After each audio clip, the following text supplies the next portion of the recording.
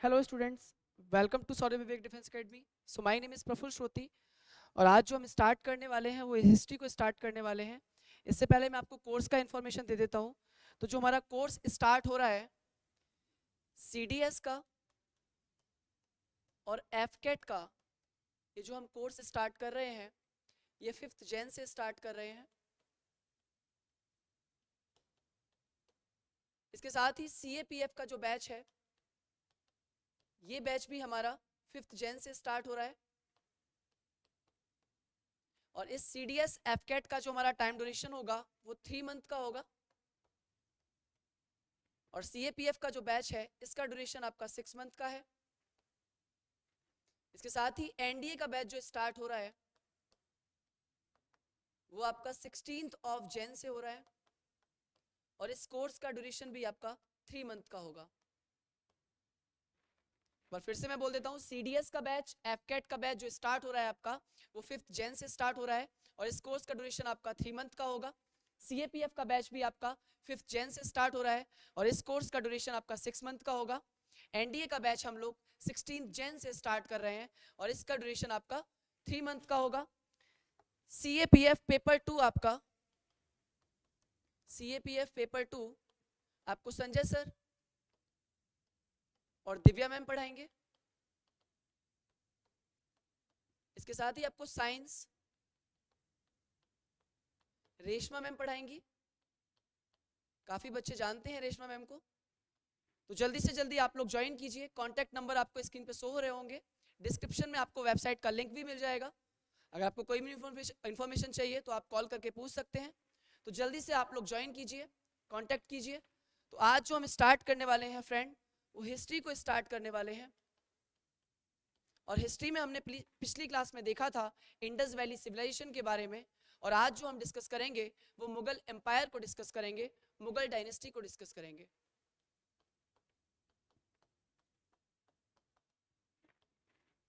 Mughal dynasty जो हमारा part है वो मिडेवल इंडिया का पार्ट है। और मुगल डायनेस्टी ने जो इंडिया पे रूल किया वो 1526 से 1858 तक रूल किया। 1526 से 1858 तक, 1526 टू 1858 मुगल डायनेस्टी ने इंडिया पे रूल किया। और ये पार्ट किसका है? आपका मिडेवल इंडिया का।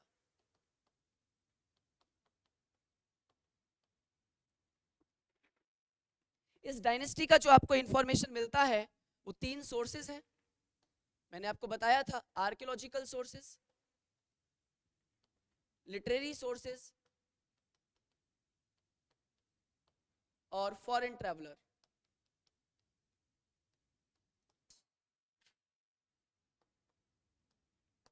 ये 3 सोर्सेज हैं जो मुगल डायनेस्टी के बारे में बताते हैं। आर्कियोलॉजिकल सोर्सेज में आप मॉन्यूमेंट्स, जैसे हमारा ताजमहल, ताजमहल किसके पीरियड में बनाया गया? शाहजहां के पीरियड में बनाया गया। और शाहजहां के पीरियड को आप क्या बोलते हैं? Golden age of Indian architecture. इसके साथ ही यहाँ पे और क्या बनाया गया? हमारा फोर्ट्स बनाए गए। तो इससे भी हमें काफी इंफॉर्मेशन मिलती है। अगर हम लिटरेरी सोर्सेज की बात करें तो लिटरेरी सोर्सेज में अकबर की हिस्ट्री जो हमें मिलती है वो किससे मिलती है? अकबरनामा से मिलती है। और अकबरनामा को किसने लिखा? अबुल फजल ने लिखा, जो 9 जेम्स में एक था। आईने अकबरी और अकबरनामा जो लिखा गया वो अबुल फजल के द्वारा लिखा गया। इसके अलावा और क्या हो जाएगा आपका? और कौन सा बुक हो जाएगा? बाबरनामा। बाबर का जो हिस्ट्री हमें मिलता है, सारा इंफॉर्मेशन मिलता है, वो बाबरनामा से मिलता है। बाबर ने अपना ऑटोबायोग्राफी खुद लिखा, जिसे तुजुक ए बाबरी कहा गया, टर्किश लैंग्वेज में। और इसका पर्सियन ट्रांसलेशन अकबर के पीरियड में किया गया। और ये किसने किया? अब्दुल रहीम खाने खाना ने किया। और इसे क्या कहा गया? बाबरनामा कहा गया। तो आर्कियोलॉजिकल सोर्सेज में मॉन्यूमेंट्स, फोर्ट्स हो जाते हैं। लिटरेरी सोर्सेज में जो भी हमारी बुक्स उस समय लिखी गई वो। इसके साथ ही फॉरेन ट्रैवलर में कौन कौन आया? तो यहां हमारा कैप्टन विलियम हॉकिंस आया, कैप्टन विलियम हॉकिंस। और ये कब आया था? 1608 में आया था। 1608 में, यानी जहांगीर के पीरियड में कैप्टन विलियम हॉकिंस आया। तो ये कौन हो गया? फॉरेन ट्रैवलर हो गया। सर थॉमस रो आया। दूसरा फॉरेन ट्रैवलर कौन हो जाएगा आपका? Sir Thomas pro. तो ये फॉरेन ट्रैवलर आया। तो ये सारे ही सोर्सेस हमें मुगल डायनेस्टी के बारे में इंफॉर्मेशन देते हैं। तो हम स्टार्ट करते हैं मुगल रूलर के साथ।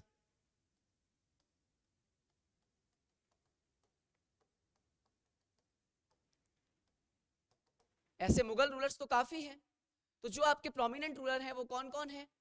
तो पहला है आपका बाबर, दूसरा है आपका हुमायूं, थर्ड है आपका अकबर, फिर है आपका जहांगीर, फिर है आपका शाहजहां, और औरंगजेब। कभी कभी इनके टाइम पीरियड के बारे में बात की जाती है कि बाबर गद्दी पर कब आके बैठा, Babur ascended the throne in which year. तो बाबर ने 1526 से लेके 1530 तक रूल किया, और ये 4 साल इसने लगातार बैटल्स किए। First battle of Panipat fought between Babur and Ibrahim Lodi on 21 April 1526, and in this battle Babur won. 4 साल बाबर ने रूल किया है और चारों साल लगातार बैटल किया, पानीपत, खानवा, चंदेरी, घाघरा। इसके बाद हमारा हुमायूं गद्दी पर आया, और हुमायूं ने 1530 से 1540 तक रूल किया, और इसके बाद 1555 से 1560 तक रूल किया। तो आप सोच रहे होंगे कि ये 15 साल का गैप कहाँ गया, 15 साल किसने रूल किया? तो 15 साल शेरशाह सूरी यानी सूरी डायनेस्टी ने रूल किया।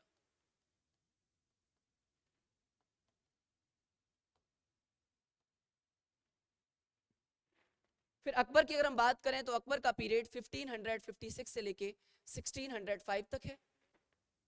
जहांगीर की बात की जाए तो जहांगीर 1605 से 1627, शाहजहां 1627 टू 1658, औरंगजेब 1658 टू 1707।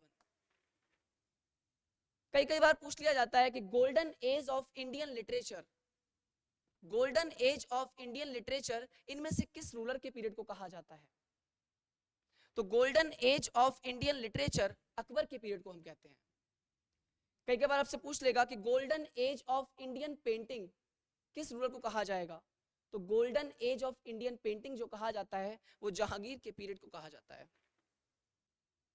अगर बात करें golden age of Indian architecture तो वो शाहजहां के पीरियड को कहा जाता है।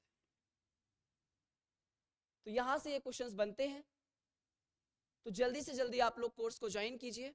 मुगल डायनेस्टी को हम पूरी तरह से डिस्कस करेंगे, जो हमारे प्रोमिनेंट रूलर्स हैं बाबर, हुमायूं, अकबर, इन सबको डिस्कस किया जाएगा।